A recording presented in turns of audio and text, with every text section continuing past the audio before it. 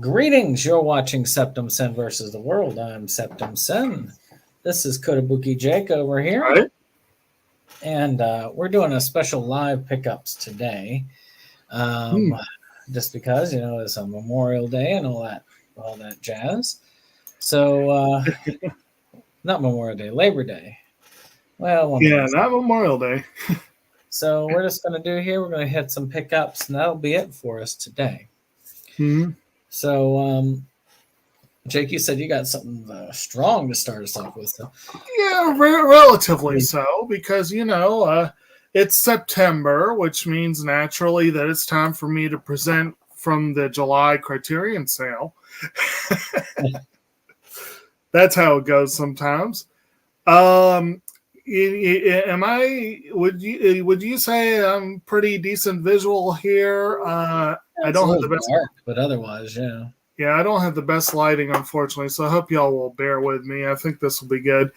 And I believe you did say 7 is the ideal number tonight. Yep. Okay, so I have a theme going, and it is Criterion sale.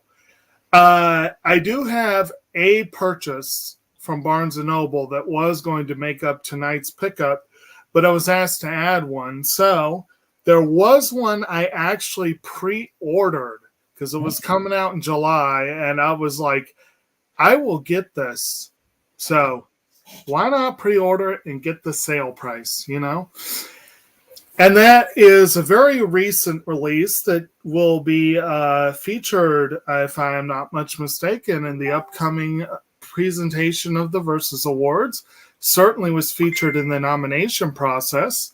And that is Ryusuke Hamaguchi's Drive My Car. Yeah. An adaptation of trying to get a good image there. There we go. It's an adaptation of a short story by Haruka Murakami, who is actually one of my favorite contemporary authors. I've not yet gotten to read this story, unfortunately. I've not read the book it comes from, which I think is a collection of 3 shorts. And I believe it's called Men Without Women, if I remember correctly. This movie is not short. It clocks in at 3 hours, but it's about a guy who is in theater, and his wife is a successful teleplay writer, and he finds out that she is doing some stuff that he would rather she not. But rather than confront her, he internalizes. And when she tries to talk with him about it, he blows her off, and then she dies. And he has to deal with it. And the bulk of the film revolves around a production in Hokkaido, if I remember correctly. It certainly was far from home for him. Of Uncle Vanya, which is a play that he's been associated with for much of his life. I'm a bad English major here. Chekhov, I believe, is the author. But anyway, really good movie. It is long, but it is a really good movie. And again, we wish Criterion would give some of these things a little longer to marinate. But considering a lot of these streaming things might not get a release otherwise, I'll deal with it. But very happy to get that one when it came out. Oh, very good. Let's see here and there. Well, for me, I actually do have a theme. A friend, Cody Tudor, has gotten me to check out some of his stuff. I've checked out a couple of these streaming, but I have not checked it out in real life. But I've gone ahead and supported by getting some of the movies that he's in. Some of them he's not, but I also have. I'm not going to get part 5 of something and then be like, okay, I'm just going to have part 5. No, I want to have the previous parts, and I'm getting that. So the first thing we're going to do here is Faces of Dying, 1 through 4. I want to say that they are Dustin Ferguson pieces, which debatable. But Faces of Dying examines the many guises of death in extreme close-up, sure to shock, horrify, and even repulse. These brutal films are not for the faint of heart. So I don't know. I've never actually seen these before, so it could be good. But we'll see how it goes when I finally do check it out. But it's nice having the first 4 films on this one Blu-ray disc. It is kind of cool that way. Very good, very good. Okay, so from here out, I want to say this was actually my second Criterion pickup for the season, and it was far and away the biggest one. I went to Barnes & Noble one day and made a pretty sizable and very fun purchase. And I'm going to kick it off with a movie that I've been needing to get for a while in the collection. I've been needing to see. I've never seen any of the movies featuring a particular quartet who are better known for their music, but they dabbled in cinema to what I understand was decidedly mixed success. But I think most people would say if you're going to see any movie by the Beatles, you probably want to see A Hard Day's Night. And Criterion does have a really nice edition of the film. Look at all that bonus stuff on there. Incidentally, driving my car, some bonus content, but pretty much a collector's edition, not really what you hope for from Criterion, not what you get with this one.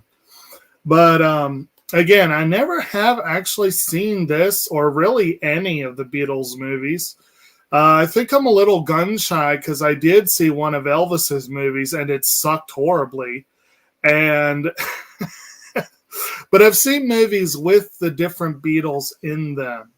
I know on Movies Galore we covered, give my regards to Broad Street, a Paul McCartney film. Yeah, and I think, was Ringo in that one? Yeah, he was in it.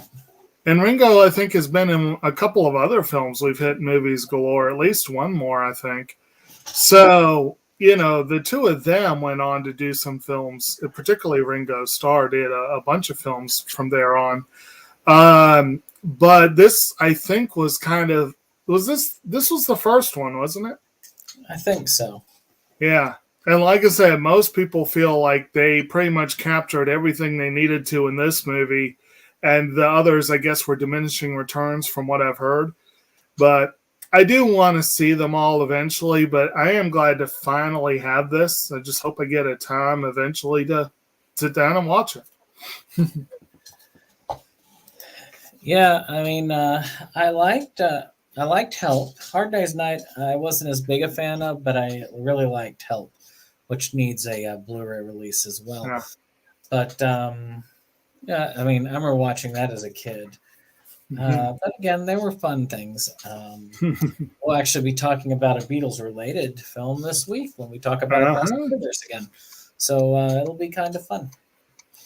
So the next up in this is one that Cody is in, which is the reason why I got Faces of Dying 1 through 4, because Faces of Dying 5 is one that he's actually in. Limited special edition as well. He helped me get a hold of this. For those of you who experienced the shock of the original classic Faces of Dying, prepare yourselves. Here, once again, the most bizarre, grisly death experiences are documented in this macabre study of mutilation and death. Packed with actual film footage. Well, I hope so. Faces of Dying 5 explores man-made and natural demise in a brutally frank investigation of a subject which frightens yet fascinates. The dark concept of death. So, yeah, yep, it is Dustin Ferguson. We'll see. Dustin Ferguson has been hit or miss for me, so it's hard to say. Yes. Yeah, Mo, I showed off 1 through 4 here, which that's pretty not. That wasn't a bad bargain to get the first 4 films just in a little compact package there. So is that Mo that's joined us there? I guess so. The Retro Cult Home Video, which awesome channel if you haven't checked it out. All right. Well, hey Mo, if that's you, and if not, whoever hijacked your channel. Mr. All right. Next up, we have a movie that is another streaming film, but this one has had a couple of years to kind of percolate in the public's conscious. And that is a film that probably got its release in part because of the film that came after by this director. It's a film by Bong Joon-ho called Okja, which is an interesting film, I believe originally either made for or at least aired on Netflix, if I'm remembering correctly. Fascinating cast, because it's not only a whole bunch of, you got a bunch of Korean actors on there, Yoon Jae-moon and Byun Hee-bong and some other folks.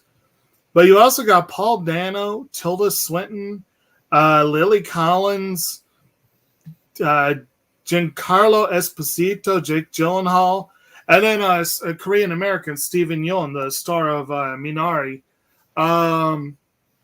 This does have, a few bonus features. Again, not as much as one might hope, but definitely more than one would get if this was released immediately on DVD. I understand there's a large animated component, and that creature that you see there is why. Actually, I believe this is supposed to be a relatively fantastical film. And I almost want to say I heard it was family friendly, but given what else I've seen by the director, don't quote me on that. But given what I've seen so far from this director, this is the guy behind Snowpiercer and Parasite. And Parasite was absolutely awesome. I've been wanting to see this for a hot minute. I was thrilled that it got an official release. And that Criterion was the one doing the release. So definitely had to make sure that was on my pile. Mo says, isn't it a more depressing version of Pete's Dragon? I don't know, Mo. From what I hear, most people that saw Pete's Dragon as a kid and went back to watch it were very depressed. Yeah. I couldn't say because I haven't seen it since I was a kid. But there's some aspects of Pete's Dragon that can be considered that way. So I'm going to start off with ones that Cody is in here, because this started me off on this, which is he was telling me about these films called the Paranoia Tapes, which I've seen part 8. It's basically it's an anthology horror series. So he hooked me up by us making a trade for the Uncle Soul 6 movie collection, which is pretty interesting here. So, oh wait, it's not Paranoia Tapes. It's Jack Hunter's Paranoia Tapes, which is the official title, which is why I had a hard time finding it, because under J for Jack, because that's the title, instead of P for Paranoia Tapes. But this has Paranoia Tapes 5, 6, 7, 8, and 9 on DVD. And it has a code for part 1, which is all of the films. So you can, stream part 1, which is all the films that Cody is in. And Cody's doing kind of like the hosting duties. So, again, I wouldn't necessarily hold this as a standalone because I like to be able to see the earlier stuff in a series. But it's a nice and easy package to get this from. So, you could get this from Jack Hunter's Kunaki page, and it's great. There's Cody himself. See, I was showing off Uncle Saul right there for you. And getting those out of the box first before I hit some of the others that you are not in. I'm guessing that's you on the cover there too, which is kind of fun there. Like I say, I liked 8. 8 was kind of fun, so I will be glad to check out some of the rest. Hard to believe there's 9 of them, though. My goodness. Let's see here. We need to make an anthology series called The Paranoia Poops, about different strangers having to use the restroom in unfamiliar places. Mo, that is the stuff of true horror. These are the ideas that kept us out of the good school. Cody asked, okay, did you didn't put that video up yet, did you, Brandon? Nope, that's coming later this week. Okay, yes. Give you all a little advance heads up. I took the Pocky 1-chip challenge. You get to see how I fared later on this week. There you go. Exactly. He got 2 boxes, and no one else, including him, was willing to do it. Yeah, I have an ulcer, which I was recommended not to do it on a stomach ulcer. Likely not. Well, I've coughed up the blood to prove it. Yeah. But yeah, Cody, you'll have to watch the video. I don't want to spoil it for everyone, but obviously I'm not too bad right now. Yeah, Jake has been known to be our spice man when it comes to spice challenges. So, you never know. Maybe he made the 10, 15, 30-minute mark on this one. You never know. You never know until you find out. Yeah, the length of the video is short, but I will tell you right now, I wouldn't have held on for 30 minutes to wait for him on that. So, you'll just have to watch to find out later this week. All right. So next up, along those lines, well, probably not, but anyway, although from what I understand, this movie is supposed to be pretty spicy itself. Movie from 1957 by Alexander McKendrick that I have known for years by name, but kind of like Hard Day's Night, I just never got around to it, and I figured it was about time I did. Or at least added to the collection. And that's a film starring Burt Lancaster and Tony Curtis called The Sweet Smell of Success. Yay! Have you ever seen that one? I've heard of it. Right, everyone's heard of it. It's also got Barbara Nichols in there, Sam Levine, Susan Harrison, a few other folks. It is supposedly a very enjoyable, but also very dark movie, supposedly. Yeah, Moses loved that cover art. That is a pretty cool cover art. Yeah. And I like how they use, like, you got the image of Curtis in the front and then the image of Lancaster on the vehicle behind him. So they're both kind of front and center, even though they're not. That's kind of creative. And this also comes packed with bonus features. Look at that. There's a lot of bonus stuff on there. So definitely a good pickup. I'm excited about this. Again, I don't know when I'm going to frigging get to sit down and do a Criterion run. And when I do, I'm going to have a hell of a lot of good stuff to watch. But all right. Well, let's see here. I would have one heck of a Criterion run if I was to go with all the ones I have not watched in my collection. Right. I would have it would be a multi-day event, I could tell you. I would imagine. Actually, if you added in those ones that, the ones I'm talking about, like the Eclipse series. Yeah. If you were to add those in, it would probably be a week event. Right. Oh, it would be more than that, I'm sure. So I've got here, of course, we're we're going to be talking a lot about paranoia tapes for the rest of mine. But we have Jack Hunter's Paranoia Tapes, Part 1. I wasn't going to just get a digital copy. Come on now. This is the director's cut. I believe it says introducing Cody Tudor as Uncle Saul. Cool. With segments filmed by... Hey, Rosie. Is it Blaze Tudor? I think it is. My eyes are having a harder time here. See here, join Ronald, played by Jack Hunter, an eager man who finds a bucket of several DVDs, VHS tapes, and other media after his father goes missing. He enlists the help of his neighbor, Blair, to help find clues within the footage, while each tapes begins to get creepier as they go.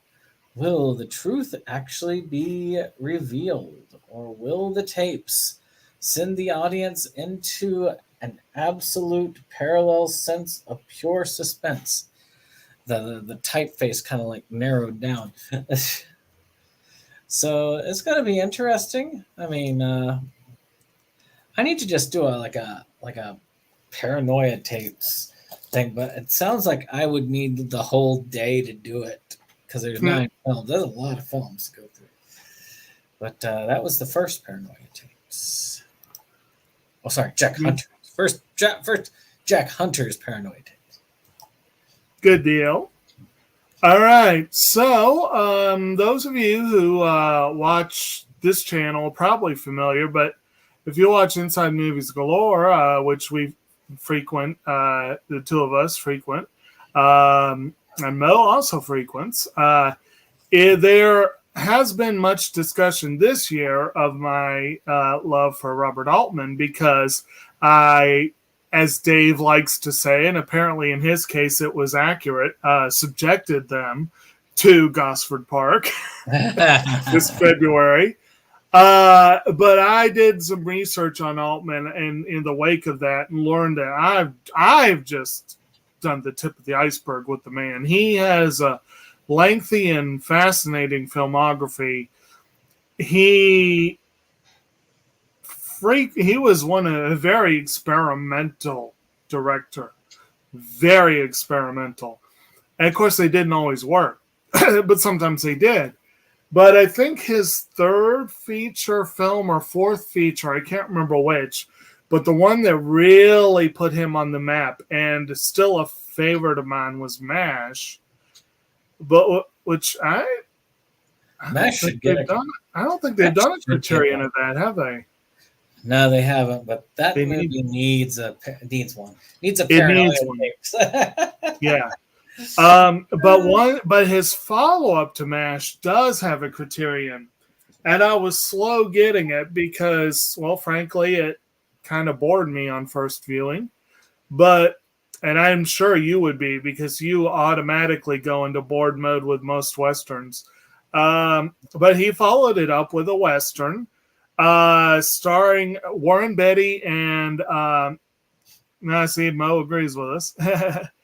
A film starring Warren Beatty and Julie Christie called McCabe and Miss Miller, where the two of them go to the northwestern mining town of Presbyterian Church.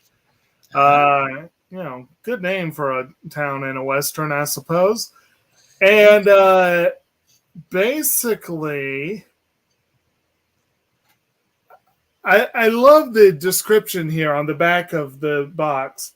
It stars the two of them as two newcomers to the raw Pacific Northwest mining town of Presbyterian Church, who join forces to provide the miners with a superior kind of whorehouse experience.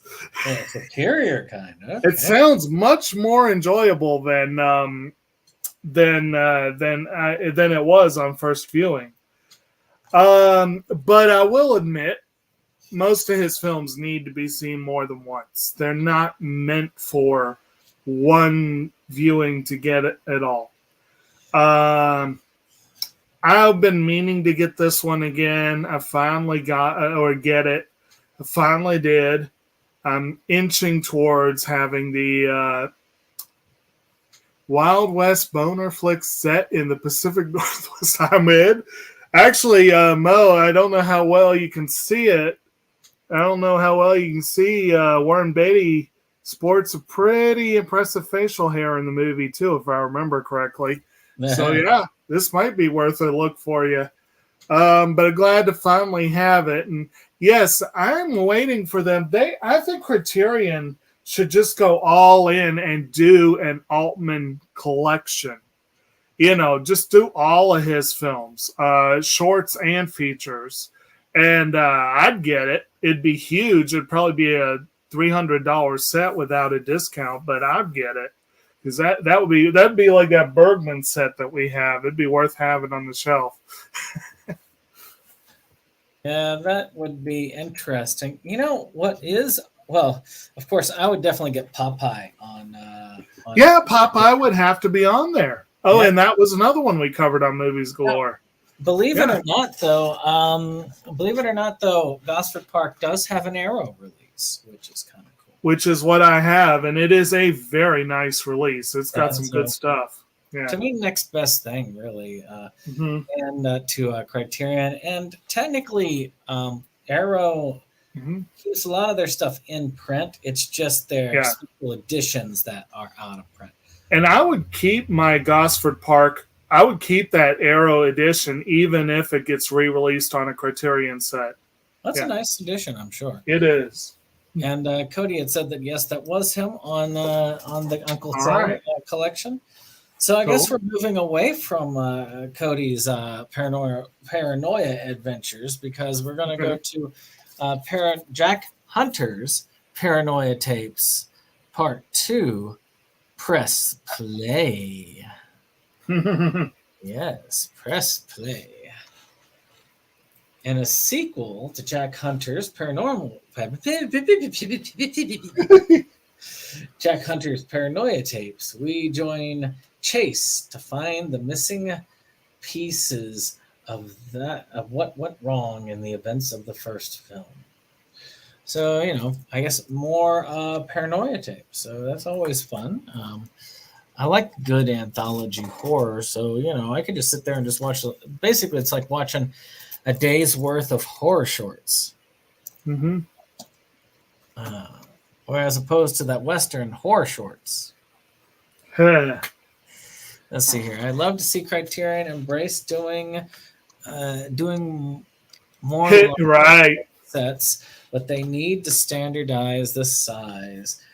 No more Where's Waldo sets like Godzilla. I vote for Zatoichi Bento Box. Yeah, I think the Zatoichi set was a much better way of doing it. I partially agree. I also do not like the shape and size of that Fellini set. That's like, you know, that's a weird, like long. Yeah, that's a weird one. But here, for those who have not seen or forgot our pickup, this is the Bergman set I spoke of. Yeah, the Bergman set's a big blocky guy. It is a monster, but there's so much on it. Look at the track list on trying to show it off. It's a nice set. It is a nice set, but and it's a hefty boy too. It's pretty. It's a hefty boy.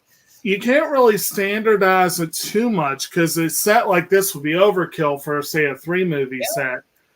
But I do agree. Like, even though the Godzilla set looks cool, it's unwieldy and it just doesn't really fit all that well in with other stuff. Oh yeah. So yeah, working on that a little bit, trying being a little less creative with the boxes and working more on the content, I think would be good. Actually, Arrow does sets very similar to that, and I mean, I've got like that. What was it? There was a set, Herschel Gordon Lewis set that I have. Was pretty much identical the way that looks. Did that have delicious Apple Jacks in it? Yes. If I'm gonna make room for a cereal box, it better have delicious Apple Jacks in it or something. Yes. Right. It has delicious movies in it. So is my go? Your go. All right. So next up, this one is a film that will again Fruity Pebbles for Cody. We actually have Fruity Pebble cookies here, so yeah. Personally, I'd probably go with that Cracklin' Oat brand. I think. Man, I love that stuff. That's good stuff. Old man cereal. It is old man cereal, but I loved it as a kid. I don't know why. But if we don't want that, then Golden Grams work. Next up, a film that definitely is featured heavily on our Movies Galore nominations list. Can't remember offhand how it fared with the voting, but it did all right with the nominations. Was the recent film by Guillermo del Toro, Nightmare Alley, which follows a trend that we've seen more and more lately. The Coen brothers did it with their adaptation of Charles Portis's True Grit, where rather than trying to remake a movie, supposedly, these creators are going back to basics and doing a new adaptation of the book. That supposedly is what happened with both True Grit and Nightmare Alley. Yeah. An old school edition, though, exists for Nightmare Alley, which starred Tyrone Power in a film that came out in 1947. And I've seen very little Tyrone Power. I actually saw his Zorro movie. I think it was a Mark of Zorro that he did, which was a pretty good movie. But I've seen relatively little of his stuff overall. But I am very intrigued by this. I flippin' love the Del Toro movie. And I know that this will be a whole different beast. I wonder if it will be even remotely as good, but it should be good. Oh, it's good. What's that? It's good. The only difference in it that really kind of bugs me a little bit is the ending. And I love the ending of the new one. You'll probably not like the ending of this one as much. I have a feeling in 1947 they wouldn't have been able to go there. But very similar otherwise around. It's actually not bad. Very well done. Kind of sad level of bonus features for this. It's a fair bit, but not what you'd hope for such an old film. I would kind of like to see the 2 Nightmare Alleys packaged as a set, and the 2 True Grits. What's that? My guess is they were in a rush to get it out because they were thinking that, like, okay, we want to time it with the while the new one's still relevant, right? And they probably didn't have time to just put it all together. That might actually be a thought, though, for a Criterion set. Would be to pick maybe 3 or 4 movies and present both versions. You could do like Nightmare Alley, True Grit.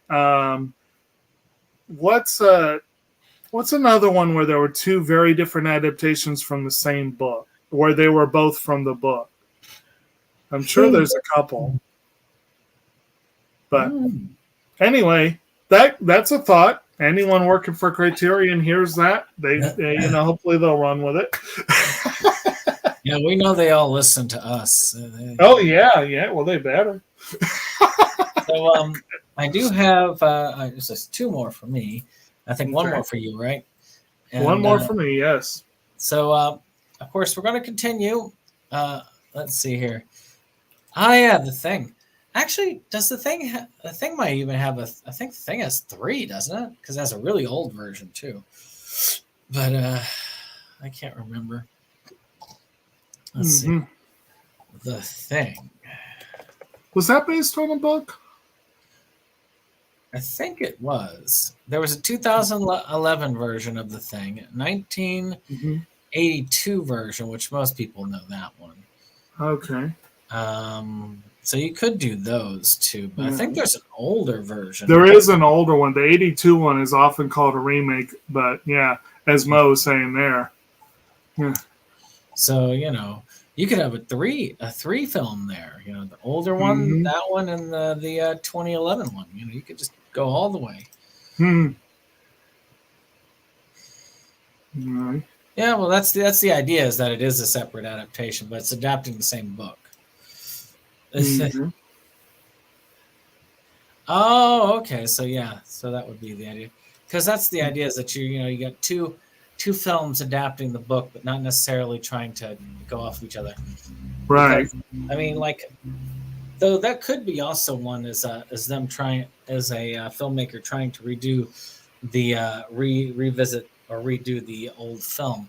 Like Psycho is a good example, even though a lot of people would say it's a bad example, because a lot of people did not like the basic shot-for-shot remake that they did. Well, again, both the Joel and Ethan Coen and Guillermo del Toro both went on record saying that they were adapting the book. And their movies, in both cases, have a lot of flourishes that were them and had nothing to do with the original film. Whereas Psycho is definitely that was definitely a shot-for-shot remake. Like, you can tell True Grit is a Coen Brothers film. You can tell Nightmare Alley is a Del Toro film. Oh yeah, yeah. So let's go back to Paranoia Tape Land, where we've got Jack Hunter's Paranoia Tapes 3, Siren, the third entry in the terrifying universe of the Paranoia Tapes. I actually kind of like that cover, though. Yeah. A lot of them seem to have like this kind of like cover where they have sort of like an image, but it almost feels hidden. But this here really is just like right out in your face. It's just like, yep, we are what we are. The third entry into the Paranormal Tapes universe, Paranoia Tapes universe, there is a film called Paranormal Tapes, which is different. Several friends decide to make a school project based on their town's history of horror. As they dive into local legends, things start to become more and more realistic and even more horrifying. So some fun stuff here. So let's see here. Let's see. Forget remakes. We need to shoot that Mac and Me sequel. Yes, yes, indeed. I read Mac and Cheese and got really excited. Yes, we need a Mac and Cheese sequel. Oh, there will be both.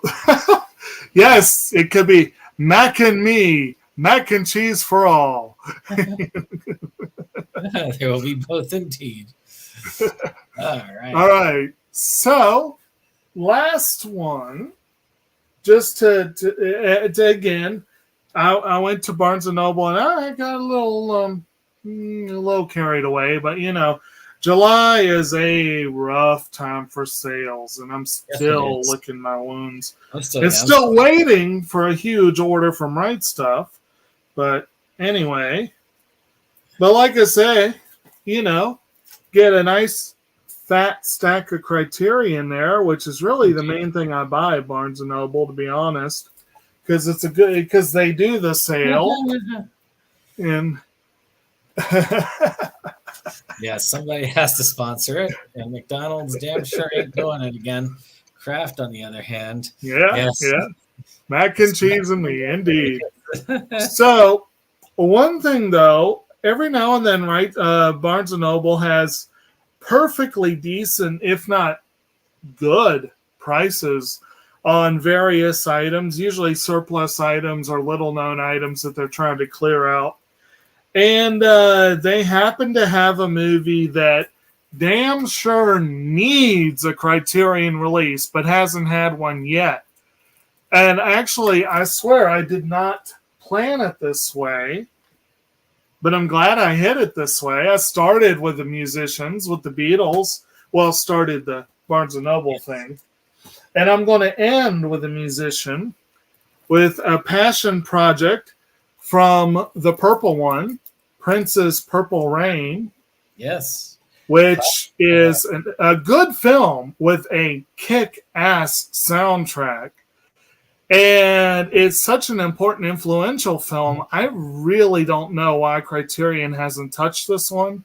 I know Prince was very protective of his catalog, and it may be that there are rights issues that Criterion doesn't want to mess with, but this needs a Criterion release. But even so, for $5.50 basically, that's got a decent amount of special features on it. not too shabby. And like I said, I don't think I had this in the collection, so it's about damn time I got it.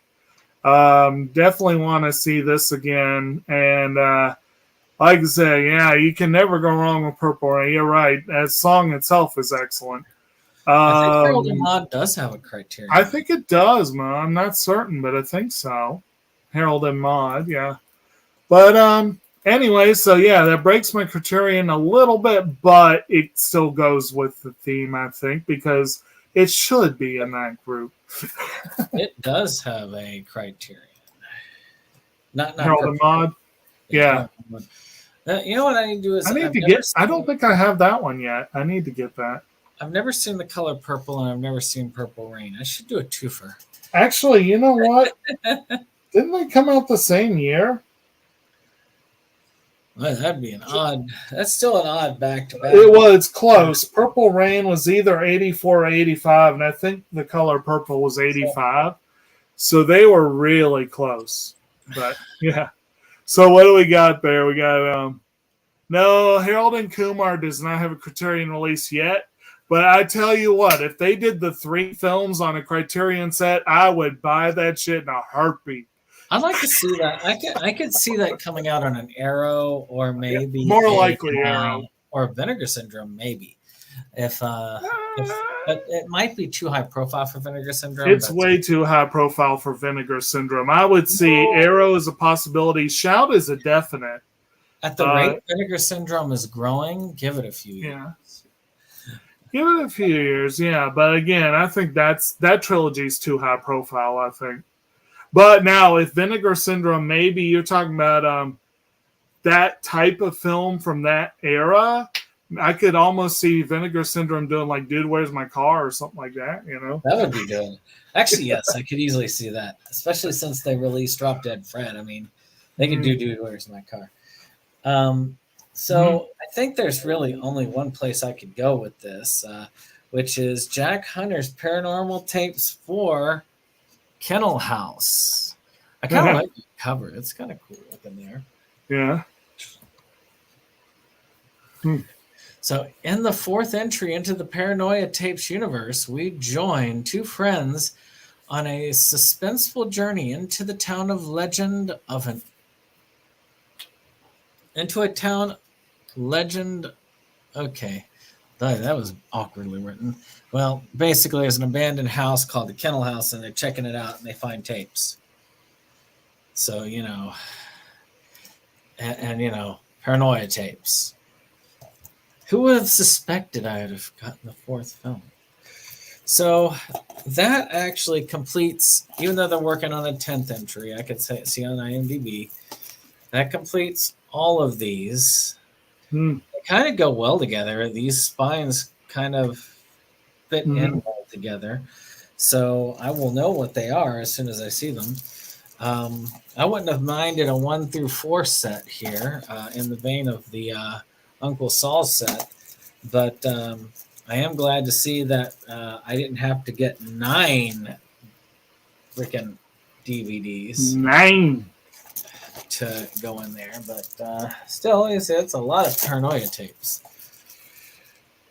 and it wasn't that hard to get. They were pretty cheap. I mean, I would definitely recommend it if so. Just to say, but you should check it out. Check out the Paranoia tapes. Jack Hunter's Paranoia tapes. Yeah, I think he got miffed with me when I said Paranormal Tapes, but when I was on with him, we were on for the Shockaholics discussion. But and of course, Faces of Dying. Check out those Ferguson joints. So I cannot tell you whether I like these or not. I have not seen any of them yet, though I have seen one Paranoia Tapes, and I enjoyed it. I love the stuff there. I agree. It is a pretty cool haul. Yeah. His Criterion. What a haul! So, but it's worth. I think they're worth checking out. If anything, a good. I don't know What about a haul! I believe a good anthology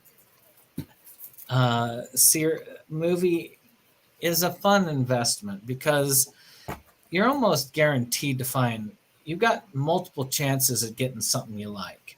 Yeah, you've also got the multiple chances of getting something you won't like, but it's still a chance of a pretty good chance that you're going to go out and say, yeah, I enjoyed that. I'm that guy, that half full guy. I mean, right now my glass is empty, but it's all right. I'll get more water later. Tap's still working. So with that being said, I hope you've enjoyed this. And thanks for checking us out while we were live today. Of course, if you're not catching us live, well, hey, check it out. Yeah. And apparently Cody is very much putting forward Faces of Dying Part 5, one of his favorite scenes there, so that he's done so far. So that's going to be good. Hey, Yesay. Awesome. You did make it. You caught it just in time. And loving the channel. I don't comment as much as I used to, but I've been liking the playthroughs. You should definitely check out Yesay's channel where he's been doing a lot of pretty cool video game playthroughs. Cool. Still waiting for that farm to be bought up at the end of it all, but that's been a long time waiting. But some really awesome stuff. If you haven't checked that out, of course, check out Retro. I am off my game today. Check out Retro Cult home video. You should check out, of course, Cody's projects, which we've already talked about extensively. I'd say check out the Criterion sale, but that's over, man. It's coming back in November. It is coming back in November, so that's there. So yeah, definitely check out all these people. They've got some amazing content out there. I have enjoyed most of it. And I admit I subscribe to a lot of channels, but I don't watch many. And the people whose content I watch are pretty much all here in the comments, so that's kind of good. Not every. I watch more than that, but a lot of them. So with that being said, I hope you all have enjoyed. Like, subscribe, share, and we'll see you guys on the next one. Bye-bye. Bye. All right.